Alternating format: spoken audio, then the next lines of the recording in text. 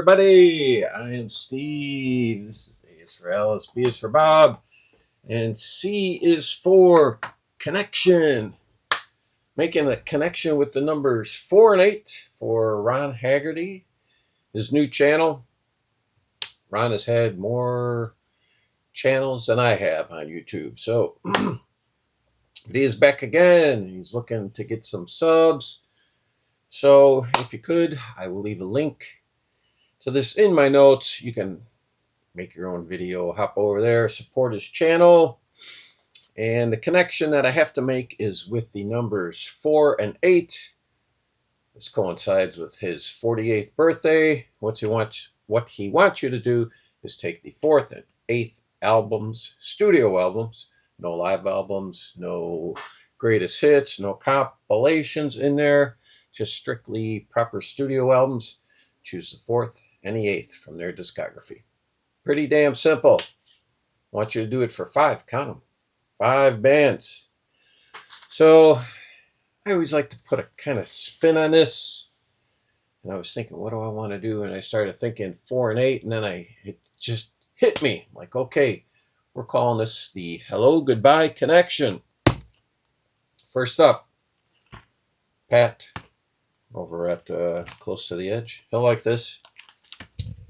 Deep Purple in Rock, 1970. Yes, hello, Ian Gillan and Roger Glover. Goodbye, Rod Evans and Nick Semper. You know what? Nick Semper, decent bassist. Roger Glover, better.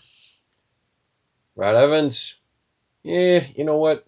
He's not a bad singer. He's serviceable, but he is no Ian Gillan. Their sound changes completely when they take on Gillan and Glover. But then they just can't take Richie Blackmore anymore. So, goodbye, Ian and Roger. Hello, Mr. David Coverdale and Glenn Hughes. They hop on in 1974 for the first album with Mark III. Yeah, and this was actually first album with Mark II, my favorite version of the band.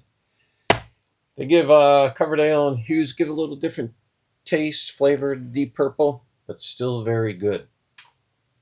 So there you go. Up next, 1972, my favorite band. Deep Purple would be my second favorite band. But 1972, Black Sabbath puts out this fantastic album, Volume 4. And this is Hello Cocaine. Yes, we love you so much. We even wrote a song about you called Snowblind. Lying snowblind there in the sun. Yeah, the boys are heavy with the powder. So we have this fine album. 6 years later, 1978, they release their 8th album, Never Say Die, and it's Goodbye Ozzy. This is Ozzy's last album with them until many, many years later. And it was probably time to say goodbye because, you know, I think the boys kind of lost the plot here. We got a saxophone.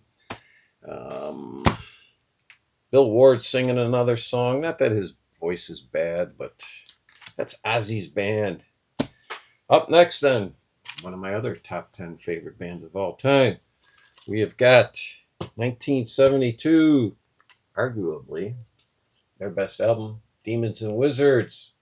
So it's Hello Gary Thane, new bassist, and also Lee Kerslick hops on drums. So fantastic album, their 4th album, 1972. Now we move on to 1975 and their album Return to Fantasy.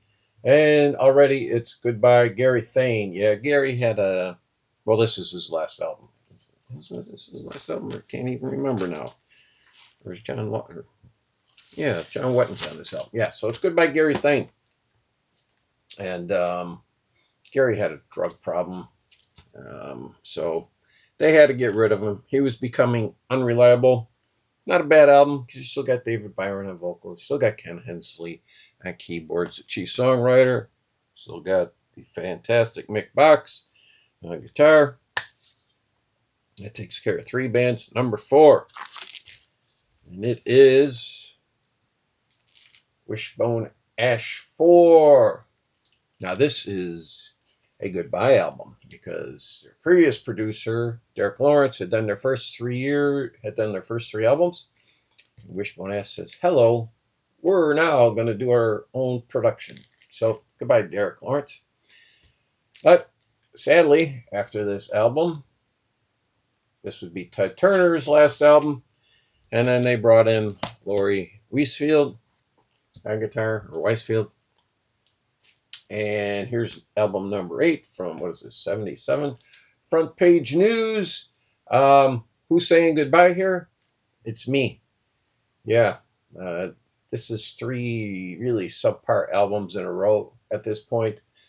So I stopped buying their stuff for a while as it came out. But over the years now, of course, I have their entire discography because I'm an idiot.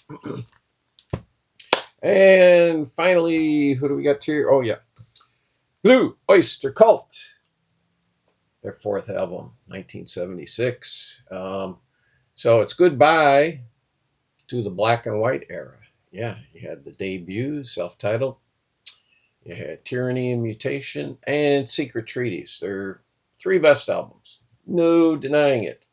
So here we get a little more commercial. And so here it's also hello to commercial success. Yeah, their best-selling album and their biggest single, Don't Fear the Reaper. And then let's go to 1983. So what are we here? We're 7 years later. And now we're saying goodbye to a couple things. One, we're saying goodbye to Alan Lanier. Or no, I'm sorry. No. No, it's not Alan Lanier, is it? No. It's the Bouchard brother. Yes, he's gone from playing drums. Now it's Rick Downey, their roadie. Yeah, and it's also goodbye to commercial success. Did I say that already? Hello. I'm not sure. I can't remember. But anyway, is it a good album? Yeah, it's decent. There's a couple good songs on here. But I always love the way they incorporate their logo. You can see it right down there in the concrete. So there you go. That's it. That is 5 bands, their 4th and 8th studio albums. I had fun putting that one together. I hope you enjoyed it. I hope you head over to Ron's channel, show him some support, and I'll be interested to see your entry. So that's it. Thank you.